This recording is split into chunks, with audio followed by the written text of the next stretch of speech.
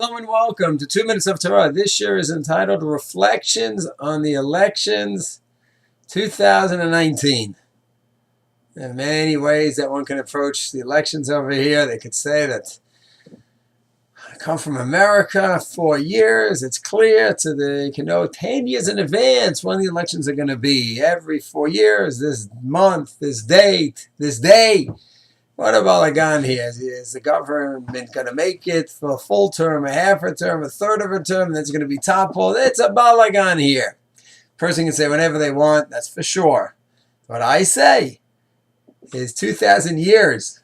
2,000 years in Gullus, exile, tossed around by the other nations. Once in a while with a little rahmanis and compassion, most times not.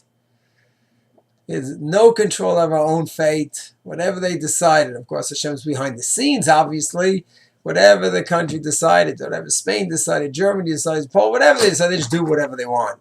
And after 2,000 years, we could be in our country, and we could go ahead and to some degree determine our fate. I have goosebumps when I think about it, when I go to the voting booth. It's unbelievable. You say everything's controlled by Hashem. Well, that is a philosophical question where some will say no matter what you do, it's all Hashem. Others will say there's a shutafut, there's a partnership between us and Hashem, and I subscribe to that. And we do actions down here, and yes, Hashem, if He doesn't bless him, we're in trouble. But there is some partnership. How exactly it works, it's not a simple topic at all. And therefore, we down here can go ahead and determine our fate to some degree. We want to say that this is insanity, the rules and regulations against the military. An army has to go ahead, a chayal has to think 18 times before he shoots a machabel who's approaching with a knife. We could say this is crazy, the end to this nonsense. Well, someone might be fine with it. We could say the control the Supreme Court has in Israel is nuts. The High Court is crazy. We could try to put an end to that. Or we could subscribe to it.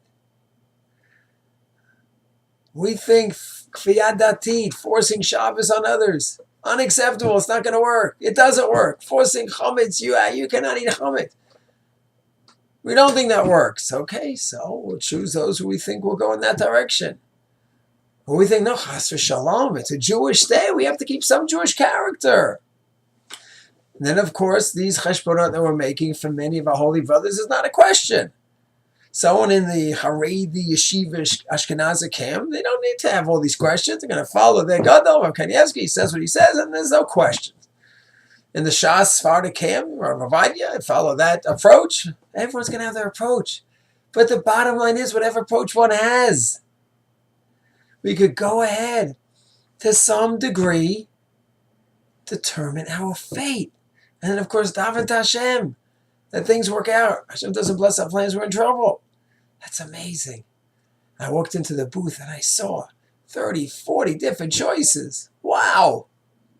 Each one with their own angle, the economic angle, foreign relationships, dealing with the dangers locally here, religion. Oh, wow. Amazing. It's a smorgasbord. It's a little confusing. Not simple to figure out how to proceed over here. Many of us love Bibi, who I do, I have to admit. But then the question, what happened for 13 years with Gaza? Boy, he inherited the problem with Gaza. But how come he didn't deal with the Gaza better? Okay, that has to be looked into. On the other hand, international statesmen welcomed around the world. Like a major world power figure. Wow. So how do we do it? How do we deal with this? We use our mind trying to make sense of all this. It's an amazing sugya. It's a beautiful sugya. Yom HaBechirot in Israel, I don't have any negativity and feelings of, this disgust. New government, first of all, the government made it for a few good years. Not even that premature. And even if it is, it's a bit of a ruckus sometimes. That's true. That's a wild democracy we have in Israel. Everyone speaks their views and sometimes can bring governments down. All part of the process. But big gadol in the big picture, bracha. What a gift from God. I hope everyone enjoys that gift. With all the challenges that we have here with that democracy in Israel, I hope everyone appreciates the gift of democracy that we have here. Call it an imperfect democracy. It's not all guided by Torah mitzvahs just yet, but what a bracha. And it dwarfs anything we had over the last 2,000 years. And I thank Hashem for giving me the zechut to be in Eretz Yisrael